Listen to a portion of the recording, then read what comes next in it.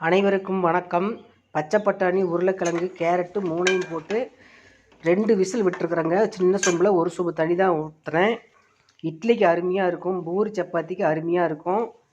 குழம்பு வந்து 2 நேரத்துக்கு தகுந்த மாதிரி நான் வச்சுருக்குறேங்க. ஒரு சோம்பு, வெள்ளை வெங்காயம், பூண்டு, பச்சை மிளகாய் 2, பட்டை, லவங்கம் 2 தான் போடணும். 2 பச்சை மிளகாய், சின்ன மிளகாய் தான் கட் பண்ணி போட்டேன். தேங்காய் கொஞ்சமாக போட்டிருக்குறேங்க. நைஸாக அரைக்கணும். தக்காளி 2 தக்காளி பழம், சின்ன பழத்தை போட்டு நைஸாக அரைக்கணும். என்னுடைய வீடியோ பார்க்குறீங்க, லைக் ஒன்று போடுங்க, சப்ஸ்கிரைப் பண்ணுங்கள். சப்ஸ்கிரைப் பண்ண அத்தனை பேருக்கு ரொம்ப ரொம்ப நன்றிங்க. காலையில் இன்றைக்கி வந்து இதுதாங்க குருமா, இட்லிக்கு செஞ்சு சாப்பிட்டோம்.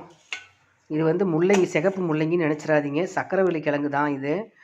மண் இல்லாமல் கழுவிட்டு அந்த பச்சை பட்டாணியிலேயே வச்சுட்டேன், ஒரு கப்பில் போட்டு வச்சுட்டேன். அப்படி ஆவியிலேயே சூப்பராக வெந்துருச்சு. 2 விசில் விட்டுருந்தேன்.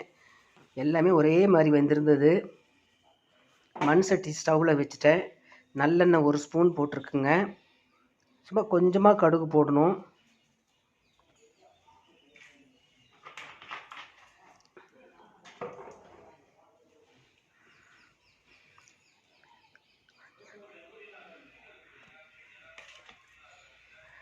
சின்ன வெங்காயம், பெரிய வெங்காயம், பச்சை மிளகாய் 3யும் பொடி பொடியாக கட் பண்ணி போட்டாச்சுங்க. குழம்பு வந்து தாளிக்கிறேன். இதுதான் வெங்காயம் வதங்கிறதுக்காக கொஞ்சம் உப்பும் போடணும், கொஞ்சம் மஞ்சத்தூளும் போடுறேன்.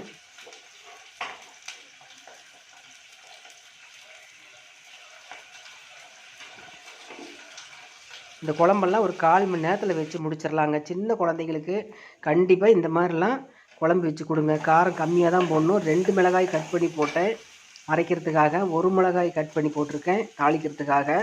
இங்கே பாருங்கள், சாந்தாலும் நைஸாக அரைச்சாச்சு.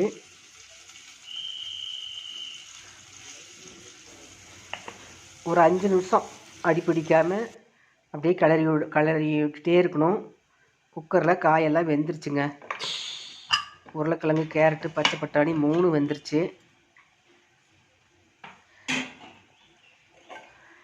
ஒரு கப்பில் சிகப்பு கலர் சக்கரவள்ளி கிழங்கு கழுவிட்டு வச்சுருந்தேன். அது ஆவியில் அப்படியே வெந்துருச்சு. 2 விசில் தாங்க விட்டேன், அருமையாக வெந்துருச்சு. இட்லிக்கு சூப்பராக இருந்துச்சுங்க குழம்பு. நாங்கள் சாப்பிட்டோம். காலையில் இன்றைக்கி இதுதாங்க வச்சோம்.